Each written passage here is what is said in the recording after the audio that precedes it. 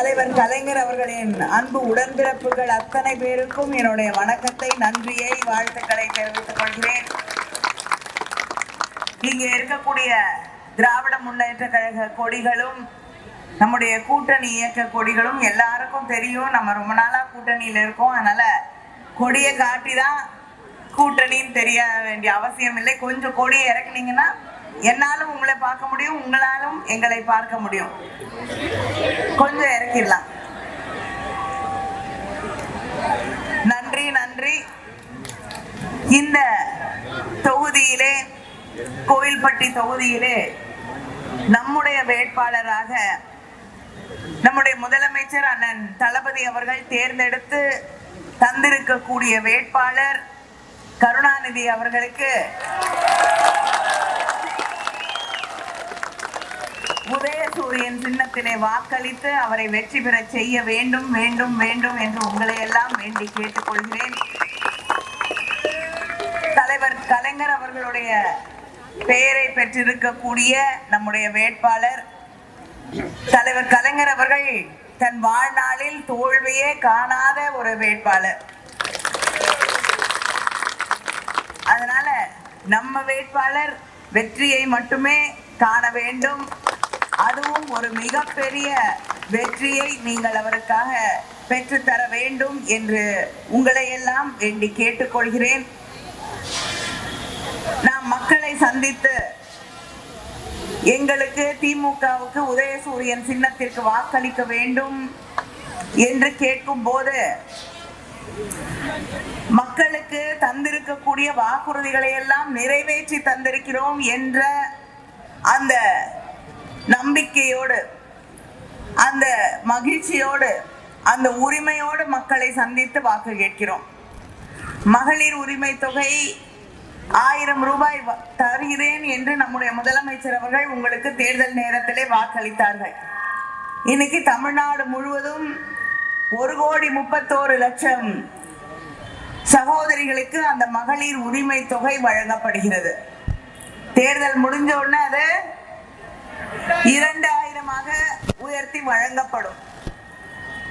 அதே போல விடியல் பயணம், நம்முடைய முதலமைச்சர் அவர்கள் ஆட்சி பொறுப்பிற்கு வந்த பொழுது விடியல் பயண திட்டத்திலே கையெழுத்திட்டார்கள். முதல் கையெழுத்து விடியல் பயண திட்டத்திலே ஒவ்வொரு சகோதரியும் ஒரு மாசத்துக்கு 800 இருந்து 1000 ரூபாய் வரை சேமிக்கக்கூடிய ஒரு திட்டமாக அந்த விடியல் பயணம் திட்டம் இன்று எல்லாருக்கும் பயன்படக்கூடிய ஒன்றாக மாறி இருக்கிறது. இப்படி எத்தனையோ வளர்ச்சி திட்டங்களை நமக்காக நம்முடைய முதலமைச்சர் அண்ணன் தளபதி அவர்கள் தந்து கொண்டிருக்கிறார்கள். அதே போல ஒவ்வொரு நாளும் தமிழ்நாட்டுடைய உரிமைகளை பாதுகாப்பதற்காக ஒன்றியத்திலே இருக்கக்கூடிய பிஜேபியோடு, நமக்கு எதிரணியிலே இருக்கக்கூடிய அதிமுகவோடு தொடர்ந்து போராடி நம்முடைய உரிமைகளை காப்பாற்றிக் கொண்டிருக்கக்கூடிய, தமிழ் அடையாளங்களை பாதுகாக்கக்கூடிய ஆட்சியாகவும் திராவிட முன்னேற்ற கழக ஆட்சி இங்கே நடைபெற்றுக் கொண்டிருக்கக்கூடியது. எதிரணியில இருக்கக்கூடியவர்கள் தமிழ்நாட்டுக்கு, பிஜேபி தமிழ்நாட்டுக்கு எந்த திட்டத்தையும் தருவதில்லை. தமிழ்நாட்டுடைய நிதியை எடுத்துக்கொண்டு போகிறார்கள். ஆனா தமிழ்நாட்டுக்கு மறுபடியும் தர வேண்டிய நிதி எதுவுமே வந்து சேர்றது கிடையாது. நம்ம பிள்ளைங்க படிக்கிறதுக்கு வர வேண்டிய நிதி நீ ஹிந்தி படிச்சாதான் கொடுப்பேன்னு 3600 கோடியை பிடித்து வைத்துக் கொண்டிருக்கிறார்கள். நம்ம மெட்ரோ கேட்டோம்னா ஜனத்தொகை பத்தலன்னு சொல்லி கொடுக்க மாட்டேங்கிறாங்க. ஆனா வட இந்தியாவில் இருக்கக்கூடிய ஊர்கள்ல எல்லாம் இதை விட மக்கள் தொகை கம்மியா இருக்கக்கூடிய இடங்கள்ல அங்க அவர்களுக்கு மெட்ரோ என்ற திட்டத்தை தருகிறார்கள். இப்படி தொடர்ந்து தமிழ்நாட்டுக்கு புயல் மழையால் பாதிக்கப்படுகிறோம். நம்ம கேட்கக்கூடிய நிதியில கால்வாசி கூட அவங்க இங்கே பாதிக்கப்பட்ட மக்களுக்கு தருவது கிடையாது. எல்லா விதத்திலும் பிரதமருடைய பெயர்ல பிரதமர் வீடு கட்டக்கூடிய திட்டம், நீங்க கூட மோடி வீடுன்னு வைங்க இல்லையா, அதுக்கு உண்மையிலேயே யார் நிதி அதிகமா கொடுக்கிறா? 61% நிதியை நம்முடைய முதலமைச்சர் அண்ணன் தளபதி அவர்கள் கொடுக்கிறார்கள். 39% நிதியை ஒன்றிய அரசாங்கம் கொடுக்கிறது மோடி. ஆனா பேர் மட்டும் மோடி வீடு. இப்படி எல்லா திட்டங்களுக்கும் தமிழ்நாட்டுக்கு வர வேண்டிய திட்டம் இல்ல, மாநில அரசுக்கு வர வேண்டிய திட்டங்களுக்கு கொடுக்கிற நிதியை குறைச்சுக்கிட்டே வராங்க. 100 நாள் வேலை மோடி ஆட்சிக்கு வந்த பிறகு, பிஜேபி ஆட்சி ஒன்று டெல்லியில வந்த உடனே 100 நாள் வேலை யாருக்குமே கிடையாது. எல்லாருக்கும் வேலை குறையுது, சம்பளம் ஏறுறது இல்லை. மாசக்கணக்குல சம்பளம் போடாத ஒரு நிலையை நாம் பார்த்து கொண்டிருக்கிறோம். இப்ப சட்டம் கொண்டு வந்திருக்காங்க. டெல்லியில உட்கார்ந்துகிட்டு தமிழ்நாட்டுல இங்க கோயில்பட்டி பக்கத்துல இருக்கக்கூடிய ஒரு கிராமத்துல என்ன வேலை கொடுக்கறது, யாருக்கு வேலை கொடுக்கறது, எத்தனை பேருக்கு வேலை கொடுக்கறதுன்னு அவங்க முடிவு செய்வார்கள். நிதியை குறைச்சாச்சு. அந்த நிதியையும் தமிழ்நாடும் சேர்த்து கொடுக்க வேண்டும் என்று சொல்லி இன்னைக்கு அந்த 100 நாள் வேலை திட்டத்தையே வீணாக்கக்கூடிய, நிறுத்தக்கூடிய ஒரு நிலைக்கு கொண்டு வந்து கொண்டிருக்கிறார்கள். அவர் பக்கத்திலேயே இருக்காரு எடப்பாடி பழனிசாமி, எதையும் கேட்க மாட்டார். ஏன்னா அவரு தன்னை மட்டுமே பாதுகாத்துக் கொள்ள வேண்டும். மற்றவர்களை பற்றி எந்த அக்கறையும் இல்லாத ஒருவர் தான் எடப்பாடி பழனிசாமி. தமிழ்நாட்டை பத்தி அக்கறை இல்ல, தன்னை வளர்த்த கட்சியை பத்தியே அக்கறை இல்ல. தான் யார் காலில் விழுந்து ஆசீர்வாதம் வாங்கி அங்கே முதலமைச்சர் பதவிக்கு போனாரோ, இன்னைக்கு அந்த அம்மையாருக்கே தன்னோட கட்சியில இடம் இல்லை என்று சொல்லக்கூடிய ஒருவர் தான் எடப்பாடி பழனிசாமி. அவங்க இன்னைக்கு தனியாக பிரச்சாரம் செய்து கொண்டிருக்கக்கூடிய ஒரு நிலைக்கு ஆளாக்கப்பட்டிருக்கிறார். விழுந்த காலம் கூட வாரிவிடக்கூடிய ஒரு நிலை. நம்முடைய முதலமைச்சர் அவர்கள் இங்கே 2 நாளுக்கு முன்னால் தூத்துக்குடியிலே வந்து பிரச்சாரம் செய்தார்கள். அவர் பட்டியலிட்டு காட்டினார், நான் தூத்துக்குடிக்காக என்னென்ன செய்திருக்கிறேன் என்று. தூத்துக்குடி இன்று ஒரு வளர்ச்சி பெற்றிருக்கக்கூடிய மாவட்டமாக, தொழில் வளங்கள் வந்து கொண்டிருக்கக்கூடிய மாவட்டமாக, வேலை வாய்ப்புகள் எல்லாம் கிடைக்கக்கூடிய மாவட்டமாக மாறி இருப்பதற்கு காரணம் நம்முடைய திராவிட மாடல் ஆட்சி. ஆனா இதையெல்லாம் பொறுக்காமல் நம்மளை பத்தி ஏதாவது ஒரு குற்றத்தை சொல்ல வேண்டும் என்று எதிர்கட்சிகள் சொல்லக்கூடிய ஒரே குற்றம், இங்கே தமிழ்நாட்டுல குற்ற செயல்கள் அதிகமாயிருச்சு. அதுவும் பெண்களுக்கு பிஜேபி வந்து நம்மளை பார்த்து சொல்றாங்க, பெண்களுக்கு எதிரான குற்றங்கள் இங்க அதிகமாயிருச்சு. பெண்களுக்கு எதிரான குற்றங்கள் நடக்க கூடாது, ஒண்ணு கூட இல்ல அப்படிங்கிற நிலை வர வேண்டும் என்பதில் யாருக்கும் மாற்று கருத்தில்லை. இங்கே அப்படி தவறான சம்பவங்கள் நடக்கும் பொழுது முதலமைச்சர் அவர்கள் எடப்பாடி பழனிசாமி பொள்ளாச்சியில குற்றவாளிகளை காப்பாத்தினார்ல, அப்படி குற்றவாளிகளை காப்பாற்றாமல் அவர்களுக்கு பாதிக்கப்பட்டவர்களுக்கு நியாயம் கிடைக்கக்கூடிய வகையிலே, விரைவிலே நியாயம் கிடைக்கக்கூடிய வகையிலே செயலாற்றி இருக்கிறார்கள். ஆனா நம்மை பார்த்து குற்றம் சொல்லக்கூடியவர்கள் பெண்களுக்கு எதிரான குற்றங்கள் தேசிய சராசரி நேஷனல் ஆவரேஜ் 65% பெண்களுக்கு எதிரான குற்றங்கள் நடைபெற்றுக் கொண்டிருக்கிறது. தமிழ்நாட்டுல 23 தான். பெண்களுக்கு எதிராக தேசிய ஆணையம் அதன் தரவுகள், தேசிய குற்ற ஆவண காப்பகத்தின் தரவுகள் படி உத்தரப்பிரதேசத்துல பதிவு செய்யப்பட்டிருக்கக்கூடிய 2023ஆம் ஆண்டு தரவுகள் 66,381 பெண்களுக்கு எதிரான குற்றங்கள். மகாராஷ்டிரா பெண்களுக்கு எதிரான குற்றங்கள் 47,101. ராஜஸ்தான் 45,450. ஒடிசா 25,914. மத்திய பிரதேசம் 32,342. பீகார் 22,952. இதெல்லாம் பிஜேபி கூட்டணிகள் ஆட்சி செய்து கொண்டிருக்கக்கூடிய மாநிலங்கள். இது தமிழ்நாடு 8,000, 1943. இதுதான் தமிழ்நாட்டிலே பதிவு செய்யப்பட்டிருக்கக்கூடிய குற்றங்கள்.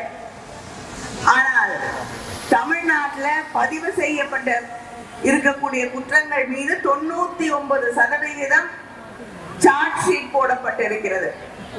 ஆனா மற்ற மாநிலங்கள்ல அதை செய்வது கிடையாது. 70% கூட சார்ஜ் ஷீட் போடுற பழக்கமே இல்லை. இதுதான் அவங்க பெண்களுக்கு செய்யக்கூடிய நியாயம். இவர்கள் நம்மை பார்த்து குறை சொல்கிறார்கள், குற்றம் சொல்கிறார்கள், வேற எதுவும் இல்லை சொல்றதுக்கு. கொடுத்த வாக்குறுதி எல்லாம் நிறைவேற்றியாச்சு. தொழில் முதலீடுகளை கொண்டு வந்து கொண்டே இருக்கிறோம். அதனால அவர்களுக்கு நம்மை பார்த்து சொல்வதற்கு பொய் கதைகள், புனை கதைகள் இது மட்டும்தான் மிச்சம் இருக்கிறது. அதை புரிந்து கொண்டு இந்த தேர்தலிலே அவர்களுக்கு சரியான பாடத்தை நாம் சொல்லித்தர வேண்டும். மகளிர் உரிமை தொகை நம்ம மாவட்டத்துல மட்டும், தூத்துக்குடியில மட்டும் 3,24,074 பேர் நம்ம மாவட்டத்துல மட்டும் அதை வாங்கி கொண்டு இருக்கக்கூடியவர்கள். நம்ம மாவட்டத்துல எத்தனை பட்டா கொடுத்திருக்கோம்? கிட்டத்தட்ட 60,000 பட்டா. தூத்துக்குடி மாவட்டத்தில் இருக்கக்கூடிய இவர்களுக்கு வழங்கப்பட்டிருக்கிறது. புதுமை பெண் திட்டத்துல 17,108 பெண்கள் பயன்படுகிறார்கள். கல்லூரியில படிக்கக்கூடிய பெண்கள் 1000 ரூபாய் வாங்கிட்டு இருக்காங்க. தமிழ் புதல்வன் திட்டத்தின் வழியாக 14,271 மகளிர் சுய உதவி குழுக்கள் நம்ம மாவட்டத்துல 12,102 மகளிர் சுய உதவி குழுக்கள் 4,099 கோடி அவர்களுக்கு நிதி வழங்கப்பட்டிருக்கிறது. மக்களை தேடி மருத்துவம், வீடு தேடி கொண்டு வந்து மருத்துவத்தை தரக்கூடிய ஒரே ஆட்சி திராவிட முன்னேற்ற கழக ஆட்சி. நம்முடைய முதலமைச்சர் அவர்கள் நம்முடைய மாவட்டத்தில் மட்டும் 6,80,000 பயனாளிகளுக்கு மேல் நம்ம மாவட்டத்துல மட்டும் இந்த வீடு தேடி மருத்துவ வசதிகளை, சிகிச்சைகளை பெற்றுக் கொண்டிருக்கிறார்கள். சாலை பணிகள் கிட்டத்தட்ட 800 கிலோமீட்டருக்கான சாலை பணிகள் நம்ம மாவட்டத்துல செய்து முடிக்கப்பட்டிருக்கிறது. கலைஞர் கனவு இல்லம் 2,217 வீடுகள் கட்டி முடிக்கப்பட்டிருக்கிறது. அடுத்து வரக்கூடிய இந்த தேர்தல் முடிந்து அடுத்த நம்முடைய ஆட்சி வரப்போகிறது. வந்தவுடன் 1 மாசத்துல ஆட்சி வந்துருமா? 5 ஆண்டுகளிலே 10 லட்சம் வீடுகள், பல்வேறு திட்டங்கள், கலைஞர் கனவு இல்லம் உட்பட தமிழ்நாட்டிலே கட்டி தரப்படும் என்று முதலமைச்சர் அவர்கள் வாக்குறுதி அளித்திருக்கிறார்கள். கோயில்பட்டி தொகுதியில அறிவுசார் மையம் அமைக்கப்பட்டிருக்கிறது. இங்க மட்டும் 19,663 பட்டாக்களை வழங்கி இருக்கிறோம். கோயில்பட்டி அரசு தலைமை மருத்துவமனை மகப்பேறு மற்றும் குழந்தைகள் நல பிரிவு முதல்வர் 10 கோடி மதிப்பீட்டில கட்டப்பட்டு நம்முடைய முதலமைச்சர் அவர்களே அதை திறந்து வைத்தார்கள். கோயில்பட்டியில என்னுடைய எம்பி நிதி கிட்டத்தட்ட 7,12,00,000 இங்க இருக்கக்கூடியவர்கள் எல்லாம் பரிந்துரை செய்து, நம்முடைய வேட்பாளர் அவர்களும் பரிந்துரை செய்து 7,12,00,000 மேல என்னுடைய எம்பி நிதியை இந்த தொகுதிக்கு வழங்கி இருக்கிறோம். அது மட்டும் இல்லாமல் லிங்கம்பட்டியில தொழில்பேட்டை தொடங்கப்பட்டிருக்கிறது. வேலை வாய்ப்புகளை உருவாக்கி தரக்கூடிய வகையிலே கடலை மிட்டாய்க்காக தனியாக ஒரு குழுமம், அதற்கான பணிகள் நடைபெற்று கொண்டிருக்கிறது. பில்டிங் கட்டிட்டு இருக்காங்க. ஹாக்கிக்காக, கோயில்பட்டினாலே ஹாக்கி தான். நம்மளே நிறைய மேட்சஸ், நேஷனல் லெவல் மேட்சஸ் இங்க நடத்தி இருக்கோம். இப்பொழுது அந்த ஹாக்கிக்காக தனியா ஒரு கிரவுண்டு, அது மட்டும் இல்லாம ஹாஸ்டல், அங்க இருக்கக்கூடிய மாணவர்களுக்காக ஹாஸ்டல் கட்டக்கூடிய பணிகள் நடைபெற்று வந்து கொண்டிருக்கிறது. கீரா நம்முடைய எழுத்தாளர், கரிசல் எழுத்தாளர், எல்லோரும் கொண்டாடக்கூடிய கீரா அவர்களுக்கு கோயில்பட்டியிலே ஒரு மணிமண்டபமும் அவருடைய சிலையையும் நாம் அமைத்திருக்கிறோம். அதே போல வீரமாமுனிவர் அவர்களுக்கும் ஒரு மணிமண்டபம் அமைக்கப்பட்டிருக்கிறது. இதையெல்லாம் செய்து தந்திருக்கக்கூடிய ஆட்சி திராவிட முன்னேற்ற கழக ஆட்சி. இந்த பணிகள் தொடர வேண்டும். அது மட்டும் இல்லாமல் மறுபடியும் திராவிட முன்னேற்ற கழகம் ஆட்சி பொறுப்பிற்கு வந்தவுடன் நம்முடைய முதலமைச்சர் அவர்கள் அறிவித்திருக்கிறார்கள், விவசாயிகளுக்கு 20 லட்சம் விவசாயிகளுக்கு மேல் பயன்படக்கூடிய வகையிலே அவர்களுக்கு மின் மோட்டார்கள், எந்தவித மீட்டரும் பொருத்தாத மின் மோட்டார்கள் வழங்கப்படும். 20 லட்சம் விவசாயிகள் பயன்பெறக்கூடிய வகையிலே அவர்களுக்கு அது வழங்கப்படும். நம்முடைய சகோதரிகளுக்கான உரிமை தொகை 1000 2000 உயர்த்தி வழங்கப்படும். மாணவர்களுக்கு வழங்கப்பட்டு வரக்கூடிய அந்த கல்வி உதவித்தொகை 1000 1500 உயர்த்தி வழங்கப்படும். முதியோருக்கு தரக்கூடிய உதவித்தொகை 1200 2000 உயர்த்தி வழங்கப்படும். எல்லாரும் எதிர்பார்க்கக்கூடிய 8000 ரூபாய்